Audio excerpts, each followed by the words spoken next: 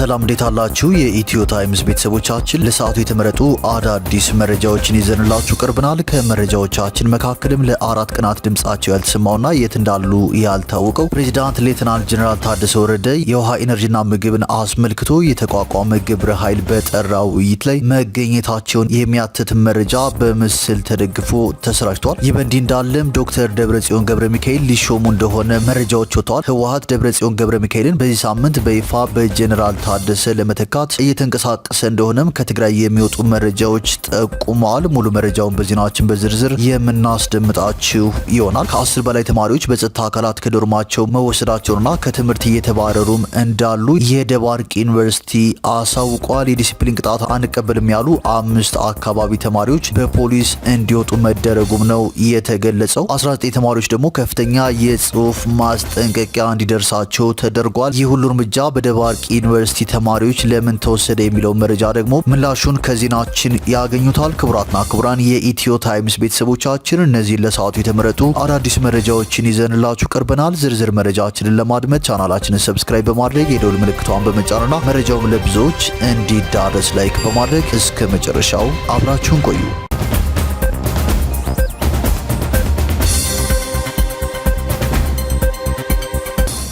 ወደ መጀመሪያው መረጃችን ስናልፍ ለአራት ቀናት ድምጻቸው ያልተሰማውና የት እንዳሉ ያልታወቁት የትግራይ ጊዜያዊ አስተዳደር ፕሬዝዳንት ሌተናል ጀነራል ታደሰ ወረደ የውሃ ኢነርጂና ምግብን አስመልክቶ የተቋቋመ ግብረ ኃይል በጠራው ውይይት ላይ መገኘታቸውን የሚያትት መረጃ በምስል ተደግፎ ተሰራጭቷል። ትናንት እሁድ ህዳር 28 ቀን 2018 ዓ.ም ከሰዓት በኋላ መረጃውን ያሰራጨው የፕሬዝዳንት ጽህፈት ቤት ነው። ከሮብ ህዳር 4 ቀን 2018 ዓ.ም ከሰዓት በኋላ እስከ ቅዳሜ ህዳር 27 ቀን 2018 ዓ.ም ባሉት አራት ቀናት የሆነው ምንድነው የሚሉ ጥያቄዎችን በተለያዩ አቅጣጫዎች ተሰምተዋል። ሮብ ህዳር 4 ቀን 2018 ዓ.ም ከሰዓት በኋላ የትግራይ ጊዜያዊ አስተዳደር ፕሬዝዳንት ሌተናል ጀነራል ታደሰ ወረደና ምክትላቸው አማኑኤል አሰፋ ከፌዴራል የማህበራዊ ጉዳይ ሚኒስቴር ከፍተኛ የስራ ኃላፊዎች ጋር በመሆን በአገር አቀፍ ደረጃ በትግራይ መቀሌ የተከበረውን ዓለም አቀፍ የአካል ጉዳተኞች ቀን ነጭ ልብስ ለብሰው ሲያከብሩም ታይተዋል። በዚያው ዕለት ከ10 ሰዓት በኋላ ዓለም አቀፍ የአካል ጉዳተኞች ቀን በመቀሌ ያከበሩት የፌዴራል የማህበራዊ ሚኒስቴር ከፍተኛ የስራ ኃላፊዎች በትራፊክ ፖሊስ ታጅበው ከመቀሌ መሃል ከተማ ወጣ ብሎ ወደሚገኘው አሉላ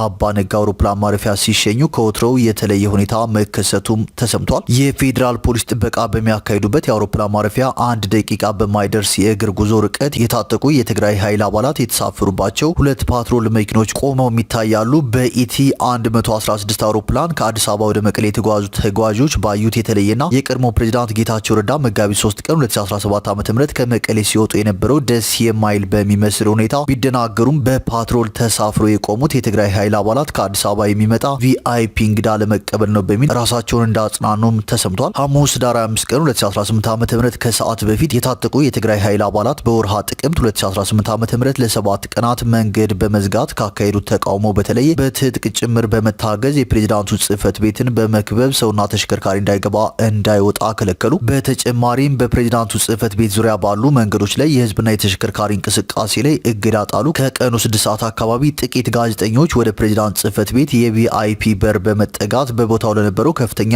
የትግራይ ኃይል አመራር ሹክ ብለውት ነገሩ ተረጋግቷል፣ የሰራዊቱ አባላት ወደ ቦታቸው ይመለሳሉ የሚል መረጃ እንደተሰጣቸውም ተሰምቷል። ሐሙስ ዳር 5 ቀን 2018 ዓ.ም ከሰዓት በኋላ ተረጋግተዋል የተባሉ የታጠቁ የሰራዊት አባላት በቁጥርና የቦታ ስፋት በመጨመር ከፕሬዝዳንቱ ጽህፈት ቤት በተጨማሪ የትግራይና የድምጽ የወያኔ ቴሌቪዥንና እንዲሁም የመቀሌ ኤፍኤምን ከበባ ውስጥ ከማስገባት በዘለለ ስራ አስኪያጁን ጨምሮ የድምጽ የወያኔ ቴሌቪዥንና ሬዲዮ ጋዜጠኞችና የቀረጻና የስርጭት ባለሙያዎች ከግቢው ተገደው እንዲወጡ ተደረጉ። ሐሙስ ዳር 5 ቀን 2018 ዓ.ም ምሽት ደግሞ በጠመንጃ የተደገፈ ተቃውሞ ያስነሱት የሰራዊት አባላት አመራሮች በጊዜያዊ አስተዳደሩ ምክትል ፕሬዝዳንት አማኑኤል አሰፋ ከሚመራ አካል ጋር ተወያይተው መግባባት ላይ መድረሳቸውን የህወሓት ታማኝና ከፍተኛ ካድሬዎች በማህበራዊ የትስስር ገጻቸው ሲጽፉ ተስተዋሉ። በኃይል ተገፍትረው ግቢያቸውን ለቀው እንዲወጡ የተገደዱት የድምጽ የወያኔ ሰራተኞችም ከሰዓታት በኋላ በዚያው ምሽት ተመልሰው እንዲገቡ ተፈቀደ። ቅዳሜ ህዳር 7 ቀን 2018 ዓ.ም ከቀኑ 5 ሰዓት አካባቢ ለ4 ቀናት በቀላል ነፍስ ወከፍ መሳሪያ በመታገዝ ተቃውሞ ያሰሙት የትግራይ ኃይል አባላት በመኪኖቻቸው ተሳፍረው ወደ የምድብ ቦታቸው ሲጓዙ ታይተዋል። ይህ ሁሉ ሲሆን ታዲያ የታጠቁ የሰራዊቱ አባላት የጥያቄያቸው መነሻ ምንድነው? ያነሷቸው ጥያቄዎችና የተሰጠው ምላሽስ ምን ነበር? ተቃውሞ በተካሄዱባቸው ቀናት ፕሬዝዳንቱ ሌተናል ጀነራል ታደሰ ወረደ የት ነበሩ? ተቃውሞ ካስነሱት የትግራይ ኃይል አመራሮች ጋር በተካሄደው ውይይት ውይይት ለምንድነው ፕሬዚዳንቱ ያልተገኙት? ጊዜያዊ አስተዳደሩ ለቀናት የክልሉን ህዝብ ለከፍተኛ ስጋት የዳረገው ተቃውሞን የሚመለከት መግለጫ ለምን መስጠት ተሳነው? የሚሉና ሌሎች ጥያቄዎችም አሁንም እንቆቅልሽ ሆነው ቀጥለዋል። ይህ በእንዲህ እንዳለም የታጠቁ የትግራይ ኃይል አባላት ተቃውሞ ባበቃበት ማግስት ፕሬዚዳንት ታደሰ ወረደ ትናንት እሁድ ህዳር 28 ቀን 2018 ዓ.ም ከሰዓት በኋላ የውሃ ኢነርጂና ምግብን አስመልክቶ የተቋቋመ ግብረ ኃይል በጠራው ውይይት መገኘታቸውን የሚያትት መረጃ በምስል ተደግፎ ተሰራጭቷል ሲል ቲክቫህ ኢትዮጵያ ከስፍራው አገኙት ባሉ መረጃ መሰረት ዘግቧል። ዛሬ ደግሞ ከዶክተር ደብረጽዮን ገብረ ሚካኤል ጋር የተያያዘ መረጃ አንድ አፍታ ሚዲያ አጋርቷል። ህወሓት ደብረጽዮን ገብረ ሚካኤልን በዚህ ሳምንት በይፋ በጀነራል ታደሰ ወረደ ለመተካት እየተንቀሳቀሰ መሆኑን ከትግራይ የሚወጡ መረጃዎችም ጠቁመዋል። የጊዜያዊ መንግስቱን ፕሬዚዳንት የመሾም ስልጣን የጠቅላይ ሚኒስትሩ እንደሆነም ይታወቃል።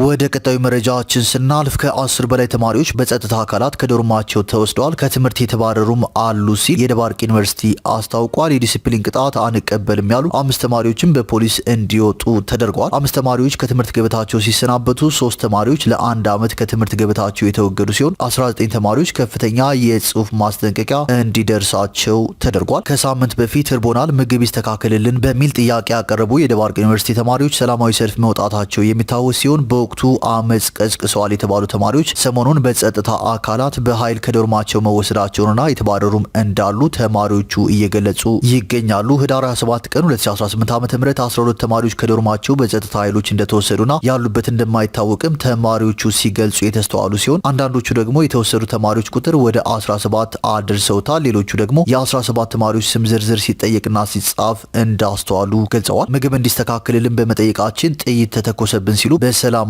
ሰልፍ ወቅት የደረሳቸውን በማስታወስ ያማረሩት ተማሪዎቹ አሁን ደግሞ ተማሪዎች በጸጥታ ኃይሎች እንዲወሰዱ እየተደረገ በመሆኑ ለጉዳዩ አስቸኳይ መፍትሄ እንዲሰጥ ጠይቀዋል። ከዚህ ቀደም ጥያቄ ያነሱ የዩኒቨርሲቲ ተማሪዎች በጸጥታ ኃይሎች ከዶርማቸው ተወስደዋል ስለመባሉ ምላሽ እንዳለው የደባርቅ ዩኒቨርሲቲ የህዝብና ዓለም አቀፍ ግንኙነት ዳይሬክተር አቶ አምሳሉ ተበጄ የጽሁፍ ምላሽ ሰጥተዋል። በዚህም በዩኒቨርሲቲያችን ህገወጥ ሰልፍ በመሩና ባስተባበሩ የአካል ጉዳትና የንብረት ውድመት ባደረሱ ተማሪዎች ላይ ተገቢው ማጣራት ተደርጎ የአካዳሚክ የዲሲፕሊን ቅጣት ተላልፏል።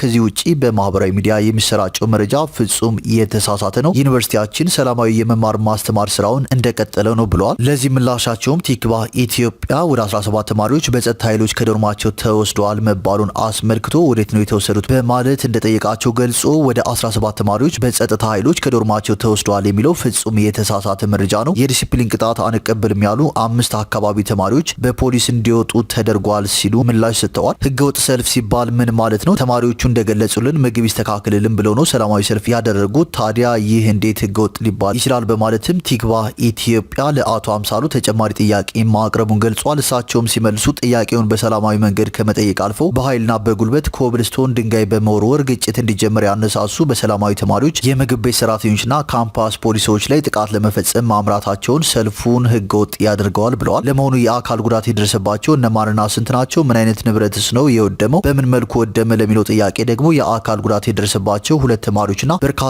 የጸጥታ አካላት ናቸው። የወደመው ንብረት የዶርሚተሪና የመመገቢያ አዳራሽ መስታወት መሰበርና ጄኔሬተር የማቃጠል ሙከራ ናቸው የሚል ምላሽም ሰጥተዋል። የዲሲፕሊን ቅጣትን በተመለከተ በአጠቃላይ ይህንን ጥፋት የመሩና ያስተባበሩ የሚመለከተው የዩኒቨርሲቲው የስራ ክፍል የተረጋገጠ ሲሆን 5 ተማሪዎች ከትምህርት ገበታቸው ሲሰናበቱ 3 ተማሪዎች ለ1 ዓመት ከትምህርት ገበታቸው የተወገዱ ሲሆን 19 ተማሪዎች ደግሞ ከፍተኛ የጽሁፍ ማስጠንቀቂያ እንዲደርሳቸው ተደርጓል ነው ያሉት። የዲሲፕሊን ቅጣቱ በማህበራዊ ሚዲያ ከእውነት የራቁ የዩኒቨርሲቲውን ገጽታና የአካባቢውን ማህበረሰብ የማይወክሉ መረጃዎችን የሚያሰራጩ ተማሪዎችን ያካተተ ነው ሲሉም አክለዋል። ተማሪዎቹ ከሳምንት በፊት ምግብ ይስተካከልልን ብለው ሰላማዊ ሰልፍ አድርገው ነበር። ለመሆኑ ቅሬታቸውን ምላሽ ተሰጠ ወይ? በተጨባጭ ምን አይነት ማስተካከያ ተደረገ? የሚል ጥያቄም ቲክቫህ ኢትዮጵያ በተጨማሪ አቅርቦላቸዋል። ዩኒቨርሲቲው በምላሹም ዩኒቨርሲቲው በሚቻለው መጠን በምግብ በኩል የተነሱ ጥያቄዎችን ከተማሪዎቹ ጋር በመወያየት ምላሽ እየሰጠ እንደሚገኝ አሳውቋል።